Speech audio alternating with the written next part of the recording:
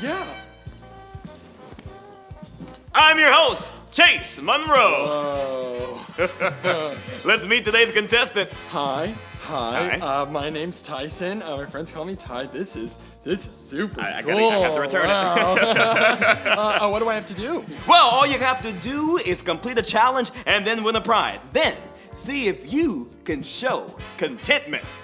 Contentment is deciding to be okay with what you have. What's the challenge?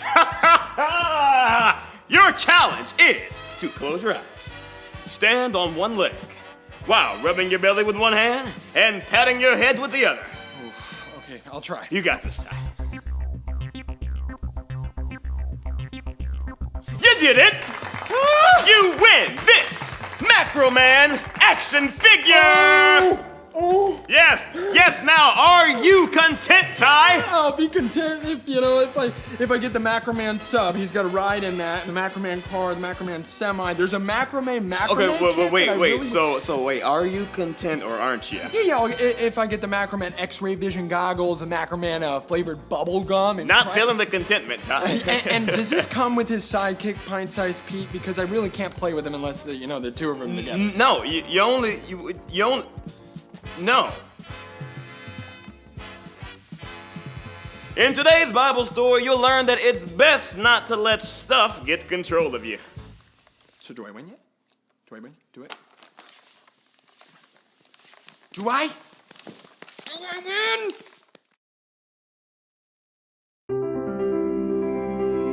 The Bible isn't just a book of random stories. It's 66 different books that come together to tell one story. An incredible one. About God's love for us. And now for an amazing story.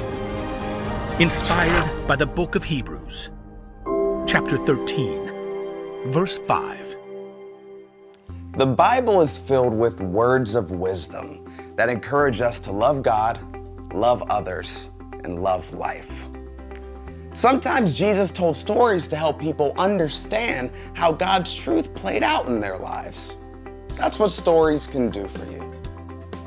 The author of Hebrews shares wisdom with early followers of Jesus that's just as true for us as it was for them.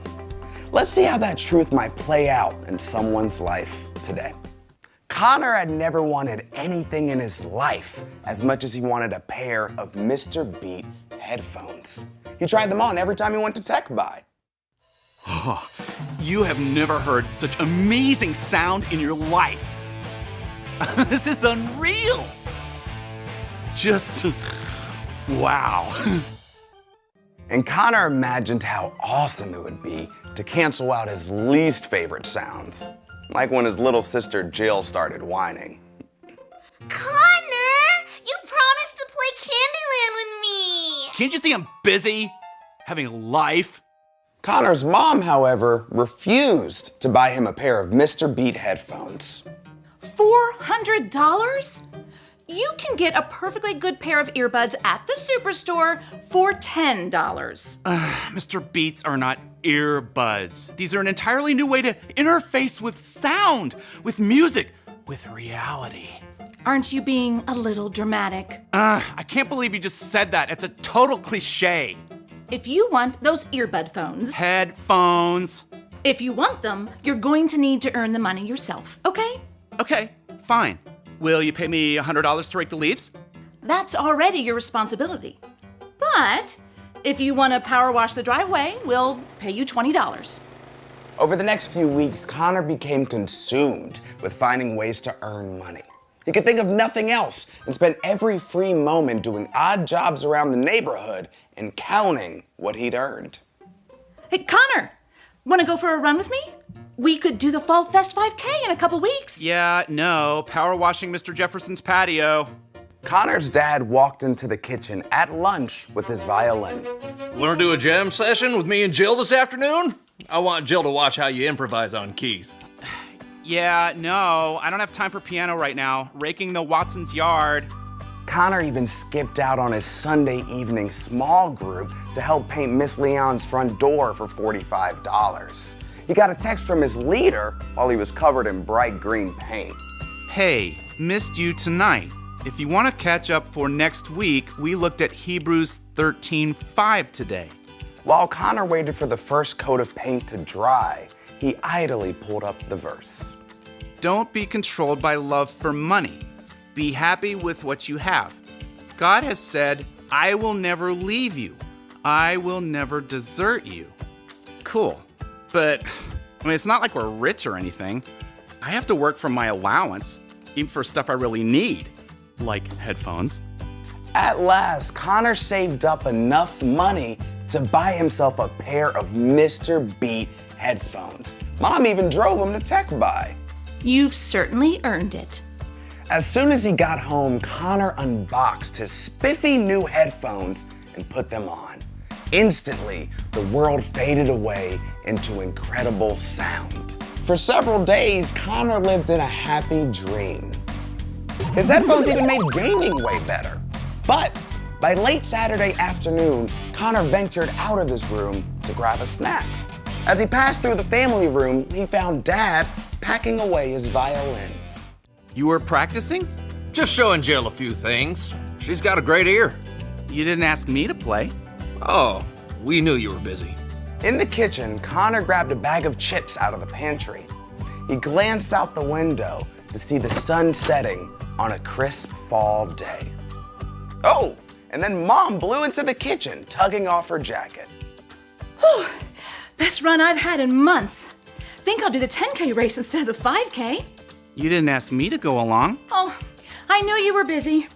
Connor still spent the rest of his weekend, and most evenings that week, testing out every possible setting on his Mr. Beats.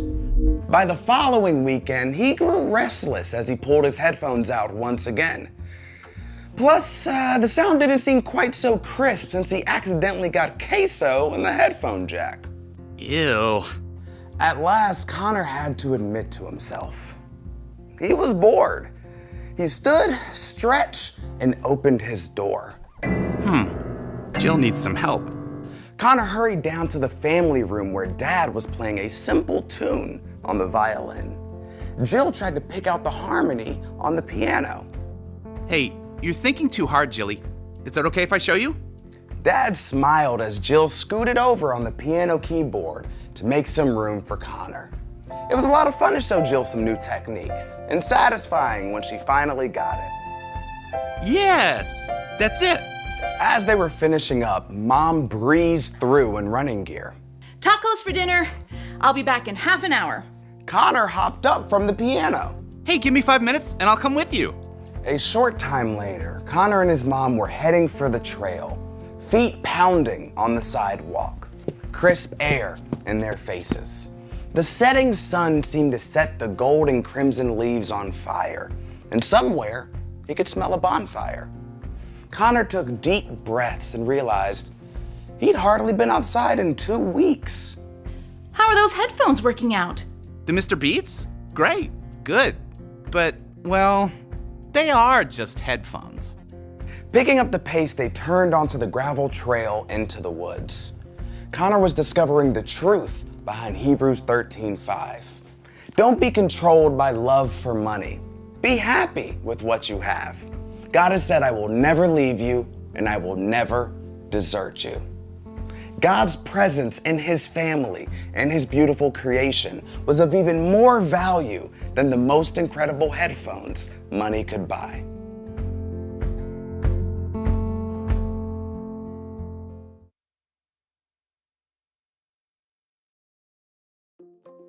There's an old saying that goes like this: money can't buy happiness, but it sort of can. Because when you get money for Christmas or a birthday or for your allowance, you can take it to a store and buy candy and stuff.